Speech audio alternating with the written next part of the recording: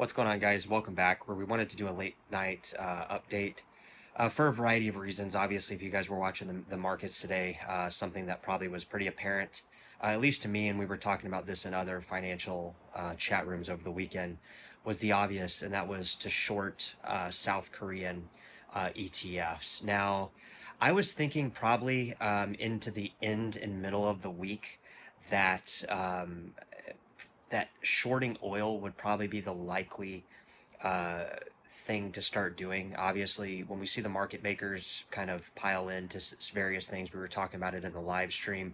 We saw them go from gold. We saw the pivot out of gold. We saw the DXY rise, which is the dollar index tracking the value of the US dollar.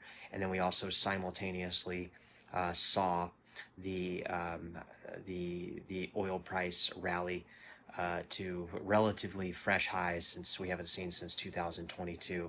So I was thinking that there probably would be some type of narrative, and that narrative actually is kind of coming into play here about 8 o'clock Pacific time, California time, and it doesn't come really as a surprise. I think maybe shorting oil, crude oil, might actually be something that market makers actually start doing pretty aggressively, especially if we start seeing things kind of turn around in the Strait of Hormuz, and we start getting um, some positive feedback out of the news. Because really, there's the narrative side of what people are looking at with the news, right? And then there's also the money markets, the stock market, and how this stuff reacts to where we're currently at.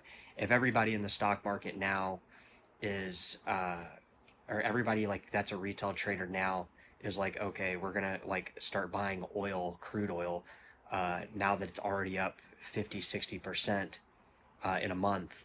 That gives market makers a large crowd of people that is now going to come in, so they can short and make money on the downside. And I think that's exactly what we'll see happen if crude oil doesn't start falling tomorrow. I think by the end of the week or midweek, and it looks like it's actually falling now a little bit. It's coming down a little bit. I think by the end of the week we'll actually be moving into profitable positions in the crude oil sector, right? And again, we could be looking here at the end of the week and hitting fresh highs all the way up to $150. So it's kind of hard to say, right? But I will say another thing that I've been looking at is the privacy sector, and we've been talking about that yesterday over the weekend. This privacy sector is something that I think is really going to start picking up because in these higher rates of inflation, guys, it just puts the surveillance narrative back into my mind. I don't know how you guys feel about it, but it seems that kind of the rally that we had in the end of last year was one of the more exciting rallies we had in financial markets. And I know it wasn't, as apparent to people that are kind of old school in their investment strategies. Like, they only trade oil, they only trade equities, they only trade gold. But it did put like a lot of spotlight into kind of this volatility and how the government wants to basically, track every single transaction. Why we're simultaneously getting this Clarity Act thing, kind of in the back of our minds too, where the crypto sector wants to be able to offer its own privacy or its own yield on stable coins and this whole thing. And it's kind of funny too because a lot of these cryptocurrencies that we talk about, like Neo, you can get, you actually get yield on chain. So it's funny how all these narratives are kind of uh, going into one topic of debate, right? And it's like we got to find where we have to be as rational investors. Where are the market makers going to go next? Where were they going at the end of last year in the crypto sector? They were obviously going into privacy. Privacy has become a bigger narrative, even in the crypto world. Even though it's always been here, it's became a bigger narrative. And I had somebody reach out wanting a video on Monero, and we will definitely take note to that. But like Monero, Xano, Zcash, Dash, Horizon, all the privacy stuff has really kind of been in my mind the entire time, but up last year, and then kind of most currently right now with all this volatility and the surveillance that's going along with stable coins and the way that the government's and central bank can obviously audit and control our spending. With the expansion of Midnight and other cryptocurrencies, it kind of just seems that in a general direction that privacy is going to be something that is going to become more and more important. And once I think that we find that actual people with large investment portfolios, and I'm not talking about me, I'm not talking about, people with a modest investment portfolio. I'm talking about people that have 100 million, several hundred million, even billion-dollar portfolios. We start seeing billionaire portfolios start coming into some of this stuff, and we start seeing like privacy become something that's important to them, that particular audience, right? That particular trading action starts coming into Zcash, Dash.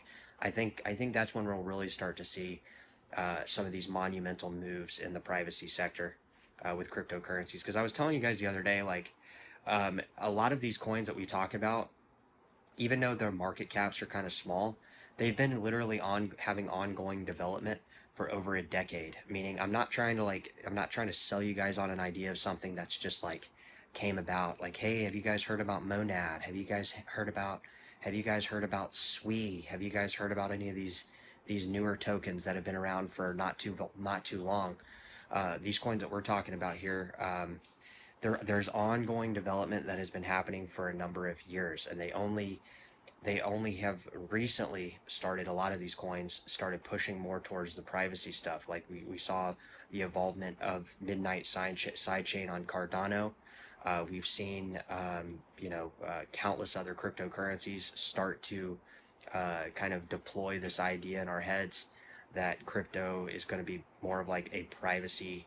It's going to be catering to more of this privacy type audience, and I would think that a lot of coins also do follow suit with this if they want to survive kind of the trajectory of where these bigger altcoins are actually going to be going price wise. So like if a coin doesn't adapt to the changing crypto environment, if they don't have a privacy that they're going to offer, you know, if a top coin doesn't have privacy, is it really a top coin? If a top coin is not building things out that are for privacy, is it a real is it a top choice in your head? In my head, it seems as if that this stuff is moving more to cater to that particular trading type, right? Those particular traders, those particular holders, and even coins that we talked about here for the longest time, not all of them offer privacy. Some of them do offer different things, right? There are different things that some of them offer, but if they don't offer privacy, are they really worth kind of digging into further? And I would say, there are some, but if you're like a newer coin and you're just coming in to like uh, create something that is not here yet, pretty much everything is already here in crypto. All the technologies at this point, there hasn't been like a crypto coin that has came in like the last 2 years that really has any substantial different technological advancements than any other coin that's been around for a decade. I mean, name one. Drop one in the comments if you guys know a coin. We'll do a deep dive in a coin review. And that's going to be another thing that we do here on the channel too, is we're going to be going back for the top. I don't know if I'm going to do top 50, but I'm going to take the top 50 coins, maybe top 100 coins, and we're going to be doing a coin review on every single coin. That way people here on the channel, they can decide whether or not a coin is worth, going into. And obviously it'll give us kind of a better edge to, every coin that's out there, because, I've made the mistake, I'm not going to lie to you, of not looking into every single coin. And there's been coins along the way that have performed pretty well. Caspa was one of them, and we're going to be doing a deep dive into a variety of different coins.